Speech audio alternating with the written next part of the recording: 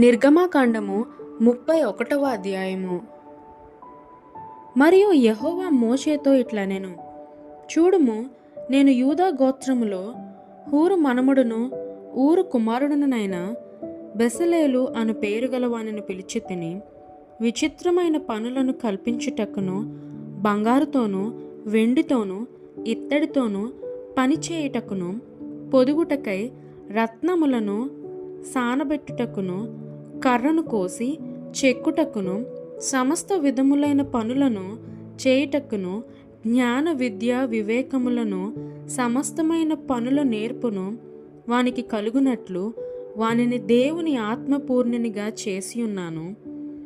మరియు నేను దాను గోత్రములోని అహీసామాకు కుమారుడైన అహలోలియాబును అతనికి తోడు చేసి తిని, నేను నీకు ఆజ్ఞాపించినవన్నీ చేయునట్లు జ్ఞాన హృదయులందరి హృదయములలో జ్ఞానమును ఉంచి ఉన్నాను.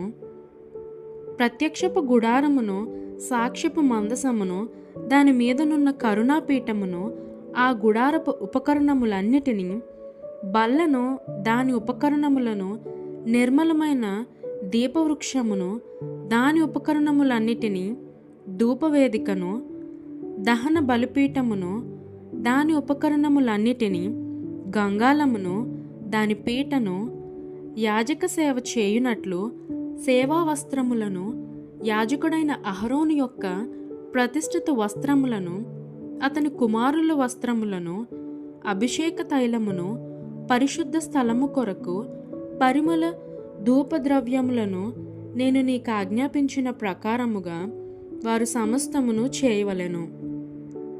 మరియు యెహోవా మోషేతో ఇట్లనెను, నీవు ఇశ్రాయేలులతో నిజముగా మీరు నేను నియమించిన విశ్రాంతి దినములను ఆచరింపవలెను. మిమ్మును పరిశుద్ధపరచు యెహోవాను నేనే అని తెలుసుకొనున్నట్లు అది మీ తరతరములకు నాకును మీకును గుర్తగును. కావున మీరు విశ్రాంతి దినమును ఆచరింపవలెను. నిశ్చయముగా అది మీకు పరిశుద్ధము. దానిని అపవిత్రపరచువాడు తన ప్రజలలో నుండి కొట్టివేయబడును. 6 దినములు పనిచేయవచ్చును. 7వ దినము యెహోవాకు ప్రతిష్ఠితమైన విశ్రాంతి దినము. ఆ విశ్రాంతి దినమున పనిచేయి ప్రతివాడును తప్పక మరణశిక్ష నొందును.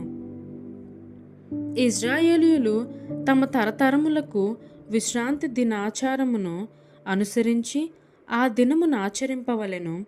అది నిత్య నిబంధన. నాకును ఇశ్రాయేలులకును అది ఎల్లప్పుడూ గుర్తై ఉండును. ఏలయనగా 6 దినములు యెహోవా భూమ్యాకాశములు సృజించి 7వ దినమున పని మాని విశ్రమించునని చెప్పుము. మరియు ఆయన సినాయి కొండ మీద మోషేతో మాట్లాడుట చాలించిన తరువాత ఆయన తన శాసనములు గల 2 పలకలను, అనగా దేవుని వ్రేలుతో వ్రాయబడిన రాతి పలకలను అతనికిచ్చెను.